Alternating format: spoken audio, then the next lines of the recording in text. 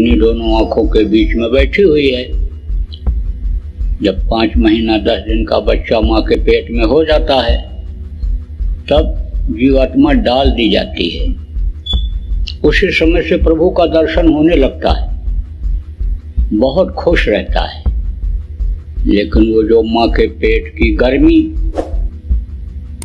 गर्म करती है, तपाती है, तकलीफ होती है, माँ के पेट में जो मलमूत्र रहता है उसकी जो बदबू आती है, और पिछले जन्मों का जब देखता है कि देखो हम गलती किए तो हमको मुर्गा की योनि में बंद कर दिया गया, देखो ये हम काट दिए गए छटपटा रहे हैं, देखो हम बकरा बन गए काट दिए गए, देखो हम चूहा बन गए सांप ने पकड़ लिया और निकल रहा है खा रहा है, मक्खी मच्छर बन गए, नरकों में देखो मार खा रहे हैं, देखो हम सड़ाए जा रहे हैं, गलाए जा रहे हैं, तपाए जा रहे हैं। जब देखता है जीव तब रोता है, चिल्लाता है और प्रभु से प्रार्थना करता है कि हमको बाहर निकालो, जल्दी से तैयार करो।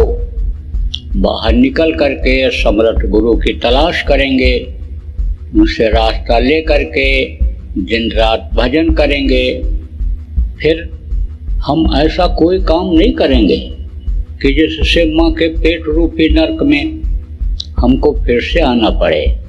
हम आपके पास पहुँच जाएंगे, जहाँ से आप हमको भेजे हो, जो हमारा वास्तविक घर है, हम वहाँ इस आत्मा को अपने पहुँचा देंगे। अब आपसे पूछा जाए आपका घर कहाँ है, तो आप जहाँ रहते हो, जिस गांव में, जिस कस्बे में, जिस शहर में, वही बताओगे। लेकिन सोचो आप कुछ लोग ऐसे भी हो कि जो अपने पिताजी दादाजी के बनवाए हुए घर में रहते हो, वो भी कहते रहे ये घर मेरा, ये घर मेरा, ये घर मेरा, और मेरा मेरा कहते कहते चले गए। सोचो ये घर आपका कैसे हो सकता है? ये आपका घर नहीं है।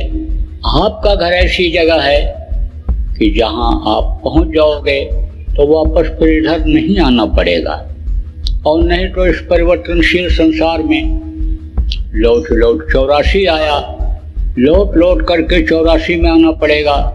स्वर्ग और वैकुंठ भी आप पहुंच जाओगे तो पूरी जब क्षीण हो जाएगा तो पूरी क्षीणे मृत्यु लोक है, इसी मृत्यु लोक में आना पड़ेगा।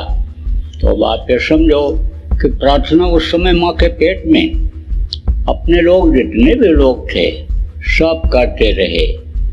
लेकिन समय निश्चित होता है। ये मकान सामने जो बना हुआ है, 2 साल में बनने वाला मकान 1.5 साल में तो आप बना सकते हो। दिन रात काम लगा करके आप मकान को जल्दी तैयार कर सकते हो। लेकिन ये जो मकान 5 तत्वों का, जल पृथ्वी अग्नि वायु और आकाश से बना हुआ ये जो शरीर है, इसके बनने में 9 महीना तो लगता ही लगता है। 9 महीने की तकलीफ तो माँ के पेट में झेलनी ही पड़ती है। और उसके बाद में जब माँ के पेट से बाहर बच्चा निकलता है तो देखो रोता हुआ पैदा होता है। क्यों रोता है? कोई डॉक्टर, वैज्ञानिक, पंडित, मुल्ला, पुजारी नहीं बता सकते क्यों रोता है। आपको बताता हूँ क्यों रोता है। दर्शन होना हो जाता है बंद। किसका? प्रभु का।